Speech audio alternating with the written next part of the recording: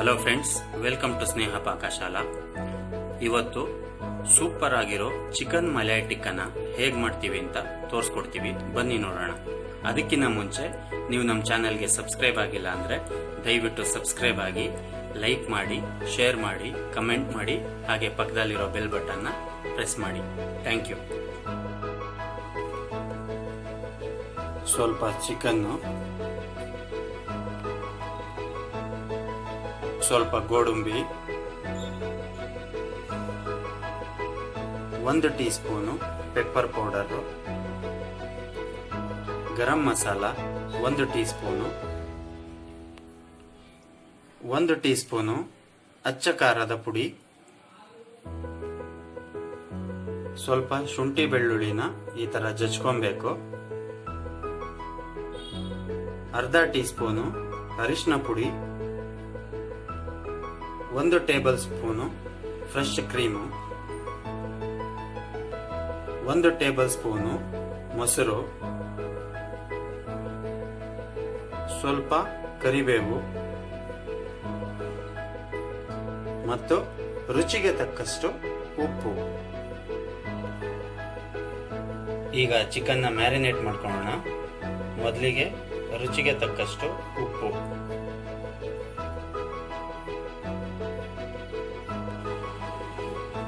ಸ್ವಲ್ಪ pepper powder, ಸ್ವಲ್ಪ ಗರಂ ಮಸಾಲ,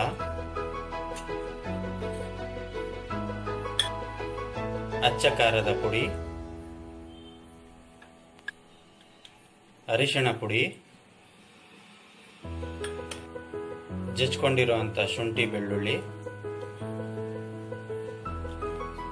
ಮೊಸರು ಮತ್ತು ಫ್ರೆಶ್ ಕ್ರೀಮ್.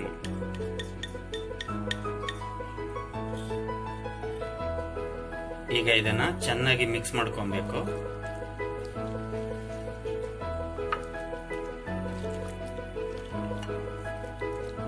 ಈ ತರ ತುಂಬಾ ಚೆನ್ನಾಗಿ ಮಿಕ್ಸ್ ಮಾಡಿದಷ್ಟು ಟೇಸ್ಟ್ ಆಗಿರುತ್ತೆ.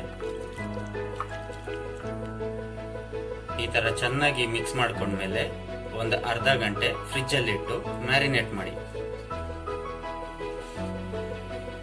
ಒಂದು ಬಾಂಡ್ಲಿಗೆ ಸ್ವಲ್ಪ ಎಣ್ಣೆ ಹಾಕೊಳ್ಳಿ.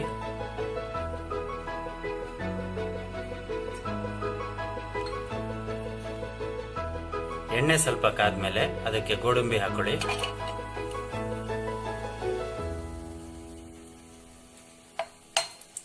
ಗೋಡಂಬಿನ ಚೆನ್ನಾಗಿ ಹುರ್ಕೊಬೇಕು. ನೋಡಿ, ಈ ತರ ಕೆಂಪಾದಾಗ ಇದನ್ನ ತೆಗೆದು ಒಂದ್ ಕಡೆ ಎತ್ತಿಟ್ಕೊಳ್ಳಿ. ಒಂದು ಪ್ಲೇಟಲ್ಲಿ ಹಾಕಿ ಇಟ್ಕೊಳ್ಳಿ. ಈ ಎಣ್ಣೆಗೆ ಇವಾಗ ಕರಿಬೇವು ಹಾಕೊಳ್ಳಿ.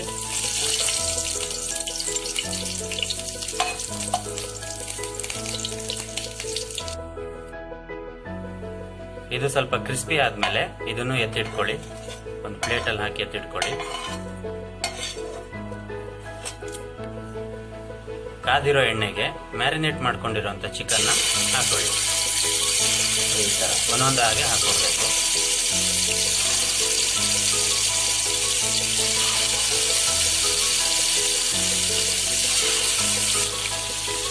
ಗೋಲ್ಡನ್ ಬ್ರೌನ್ ಆಗೋವರೆಗೂ ಚೆನ್ನಾಗಿ ಫ್ರೈ ಮಾಡ್ಕೊಳ್ಳಿ. ಇದನ್ನ ಒಂದ್ ಸೈಡ್ ಬೆಂದ್ಮೇಲೆ ಇನ್ನೊಂದು ಸೈಡ್ ತಿರುಗಿಸಿ ಹಾಕಬೇಕು. ನೋಡಿ, ಈ ತರ ತಿರುಗಿಸಿ ಹಾಕೊಳ್ಳಿ ಎಲ್ಲದನ್ನು. ಒಂದು ಸೈಡ್ ಬೆಂದ್ಮೇಲೆ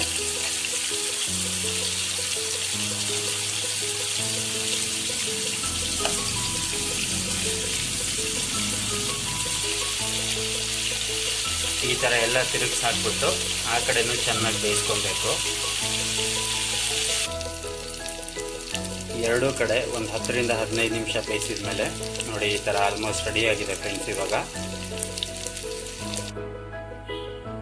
ಫ್ರೆಂಡ್ಸ್, ಫ್ರೈ ಮಾಡ್ಕೊಂಡಿರೋ ಕರಿಬೇವು ಮತ್ತೆ ಗೋಡಂಬಿಯಿಂದ ಗಾರ್ನಿಶ್ ಮಾಡಿಕೊಂಡ್ರೆ ಚಿಕನ್ ಮಲೈ ಟಿಕ್ಕಾ ರೆಡಿ ಆಗಿದೆ.